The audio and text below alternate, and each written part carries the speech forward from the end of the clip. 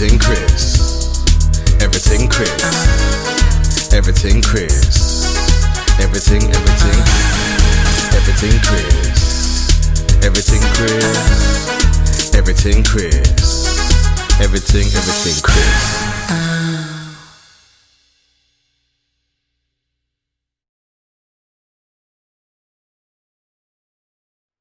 Goodness gracious. No, we got there, man. Yeah, stick it out all the way to the end, man. How you doing? You good? I'm good, man. I'm good. How you doing, man? Yeah, not too bad, man. These technical difficulties can really crazy. All that. Yeah. Getting through that, man. Brixton's getting me through. Brixton's getting me through. Brixton's getting you through, huh? South London. Yeah, man. I actually didn't grow up too far away from Brixton, you know. I used to live in Norbury. Norbury? Yeah. Oh, yeah.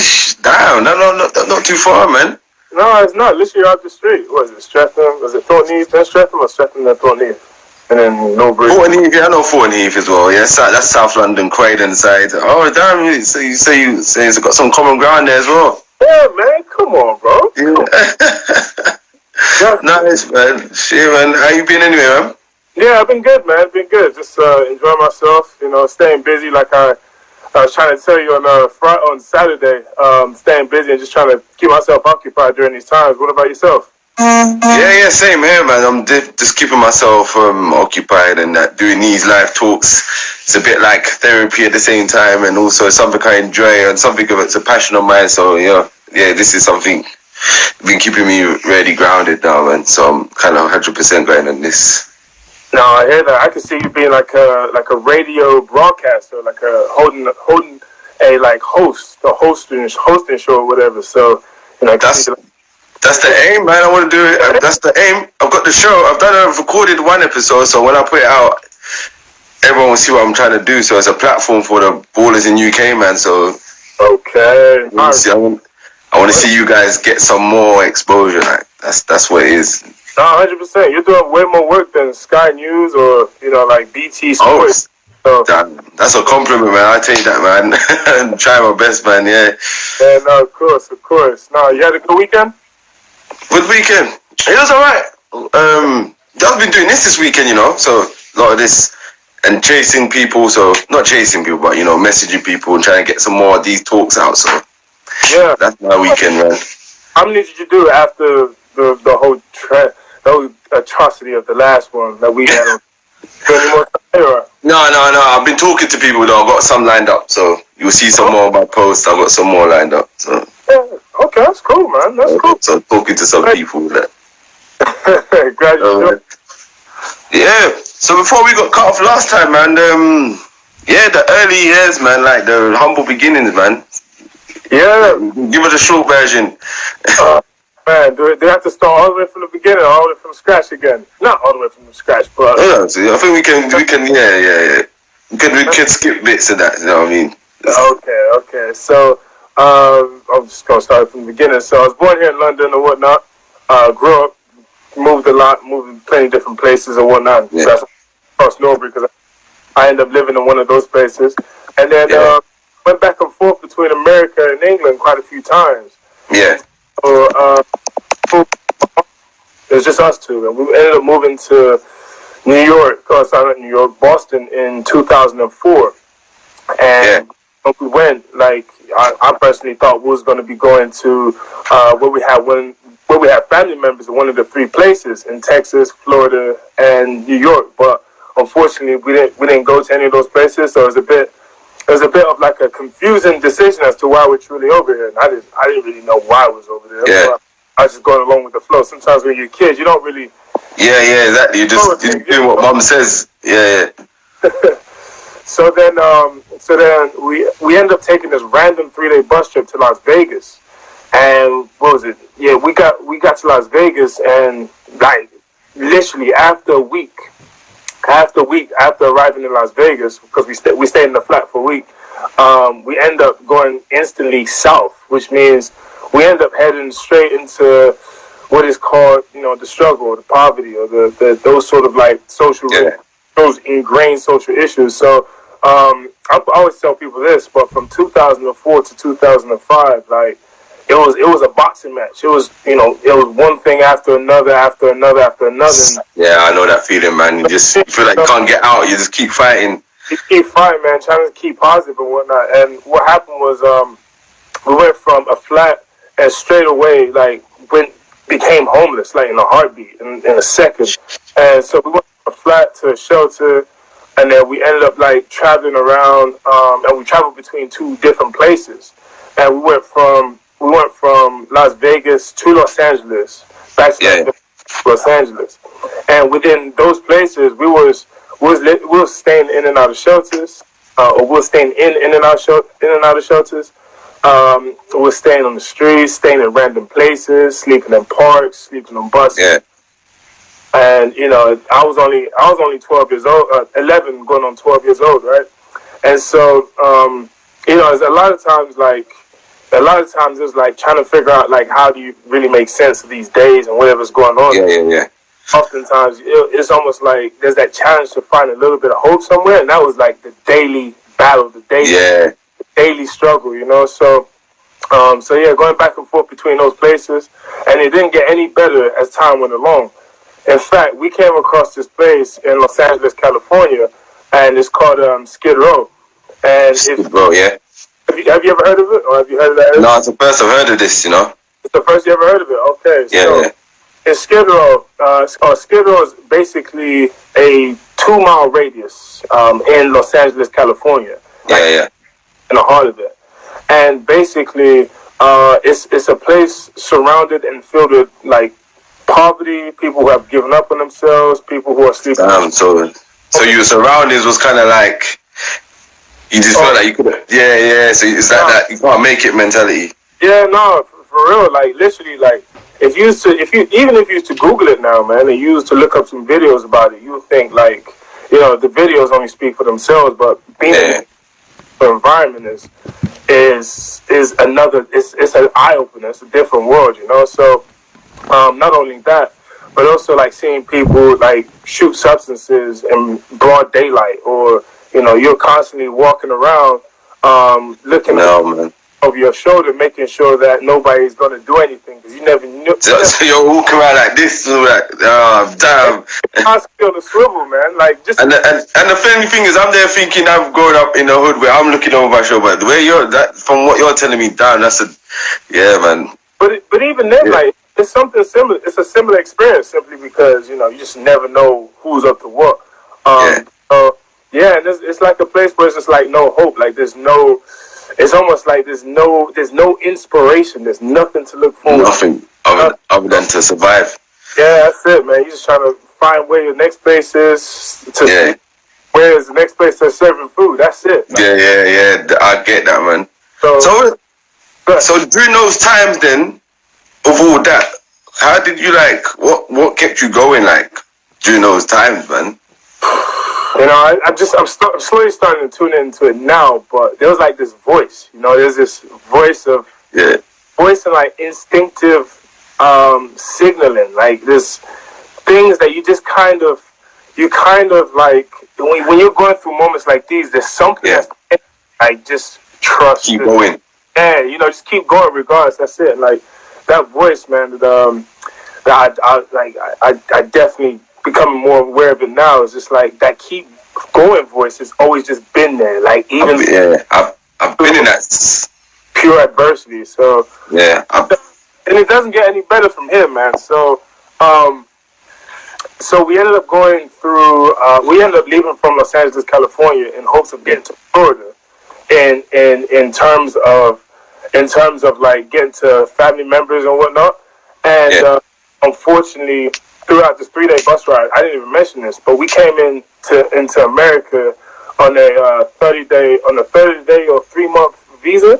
And so by this point in time, we've overstayed our stay in America by over going on 9 months or so. So it's one of them ones. So it's kind of if you get caught up in the wrong end. It's bound to be served. And so we ended up going across we're on the bus or whatever. But then we come across a state, Texas. Yeah. leaving El Paso, which is all the way on the west side of Texas, we come across this. We come across immigration, and it's going to be very short. But the officers, they got on the bus, checked everybody, and then got to my mom, and they said, "You guys need to leave. Oh, you guys need to get off the bus because we don't have our papers right and stuff like that." So yeah, we end up getting off the bus. So and then getting back sent to El Paso, and then unfortunately our hopes of getting to Florida and seeing our aunt, and maybe that would be the perfect solution for what we're going through. Yeah, it happened. You know what I mean? Even with hope that you do have, sometimes it can get shot out that window. Just like, hey, mad, just that little, let me have this, please, and it's like, damn. Oh man, trust, man, and it's like once it was stripped away, it was like, geez, like, man. So it was like a realization, but then again, it was a humbling moment too.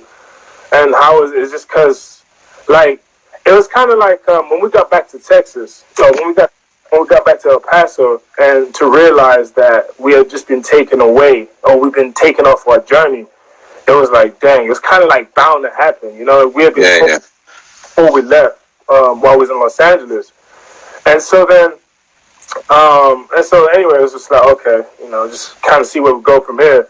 But then what ended up happening next is we stayed in El Paso for 4 weeks, saw an immigration officer, and then the immigration officer told us that we are no longer allowed to be in the country, so you guys are going to have to leave. But they don't send us right back, right then and there. So, and it's just like, damn, like, I didn't ask for anything. Like, did not ask for any of this. Exactly, you're just there because you're obviously being with moms and that. So, yeah. And it's just kind of like, geez, like, you just gotta keep going, man. Whatever this journey has in store for you, you just gotta keep going. Yeah, gotta keep fighting. Well, so after 4 weeks of staying in El Paso, we ended up moving to Los Angeles, California. And then when we moved to Los Angeles, California, we went back and, of course, like, went through everything all over again. And plus two is one of those ones where being back at square one and now going back to the drawing board and figuring out how do you find it. Hey, you know what I mean? Like, damn. It's like when you're looking for a job and you applied and you go for the interview and everything, and then you don't get it, and you're like, damn. Now I gotta go look again. Like, that's it, man. That's the perfect way to put it. And it's kind of like in that time you got a little bit of pressure, where it's kind of like the pressure was either between life or despair. That will to give, that bit about you to quit now, or that bit about you to keep on going. So that was the constant like pressure moment, And so anyway, and so then this one day, I'm going to jump to like how all this like changed or whatever. And so don't fool, man. Yeah, so my mom and I, we was walking in Skid Row and was leaving the shelter, and during this time we was using a shelter service in San Fernando Valley, which is in North Hollywood somewhere, and bypassing North Hollywood somewhere. And so we was walking, and I asked my mom, can we go in here and get some food to eat, because there was a shelter that was serving food at the time. Yeah. And, my mom said no, and she kept on walking. So then I come to this stop. I come to this like hope, and I ask myself, it's one of those ones where, do I keep going down the same path, or do I go about searching, using what I have, and kind of, exploring for myself and just find my own options, sort of thing. Yeah. And I made that later decision. I ended up just going into the shelter. My mom didn't come back. And by the way, before I keep on going, I'm not mad at my mom. I'm not upset. I'm not angry. Yeah. I just want to clarify that. You're in a better place. So yeah. Because you hold on to that anger, you're only going to eat you alive. It's not going to eat anyone else. No? Exactly, and it's not going to help you at all. So, and so anyway, I went in the shelter, went in there, got some food, came out, and now picture this: all I had coming out the shelter was a 150 to 200 gallon trash bag, just filled with straight clothes. No money, no phone, no resource, no nothing. 12. Damn. 12 years old, being at the face of rock bottom, it's like it's up to you as to how you're going to decide to respond. You know what though? Rock bottom gives you that motivation to think what, like, you know, here's your choice now. You're at the bottom now. Whether you're gonna step up or you're just gonna just let it defeat you, man. So that's it, man. It's just, and again, like it's motivation, isn't it? It's like, you know, if you're driven by hunger in a positive way, then it's like, geez, all right, I'm hungry. Where's this next opportunity? You're gonna do whatever to get there. So, which I'll explain a little bit later on. But so leaving the shelter, I made a right, and I made a left down the main street. And what I come to realize, man, what happens next is completely unbelievable. So I get to the corner of the street, and I see that I realize that my mom is on the bus heading to where she wanted to go to, right? So I'm standing here. I know this sounds crazy, I know, but it's crazy. It's like I'm gonna get to a point at some point, but I see my mom is on the bus heading to where she wanted to go to. And so I'm standing here on this corner trying to process this whole thing that's going on, right? And so I look to the left of me, and there's a bus stop down the street in which the bus was heading towards. And I'm thinking like, okay, you know, do I run after the bus? Do I wait till mom gets off the bus sort of thing? But instead, here's what happens. So the bus gets to the bus stop. I see absolute no sign of my mom, right? And then the bus keeps on going. I'm dead serious, man. So now just standing here and seeing that basically, and I've looked back now, like I was abandoned in one of the toughest places in the United States of America. It's just like there was either one or two options that I could take. It was either become a product of the environment, give in, become a part of the surroundings, say, you know what, maybe this is where I belong. Or I either trust what's within my heart, trust my voice, trust my sense of direction, trust my instincts, trust what my feet is going to find what it is that I'm looking for. And so I decided to just look for somewhere to sleep. And so I come across three shelters, but the first two I'm going to talk about. Yeah. And so the first two shelters I come across, I went in there and I asked them, excuse me, wholeheartedly, I'm looking for somewhere to sleep. Do you think you'd be able to help me? They asked me how old I was because they sensed I was young. And I said I'm only 12 years old. And they said, sorry, kid, we're not going to be able to help you. And so not once, twice. And again, just going into a job interview, you're going to get rejected after time after time. Yeah. It's like, what do you do? Do you stop? Do you say, forget it? You know what? Maybe I just quit. Or do you go again? Go again and find somewhere else. That's it, man. So, and so I come to another shelter, last one, and asked them, excuse me, I'm looking for somewhere to sleep. Do you think you'd be able to help? And they said, they asked me how old I was. I told them I was 12, but they said they wouldn't be able to tell me because I'm under the age of 18 as well. However, though, they started to ask other questions. They was like, well, where's your mom? What are you doing here? And where are you staying? And I was telling them little bits of information about what's going on and what's happened, like with my mom and whatnot. And they said, you shouldn't be here.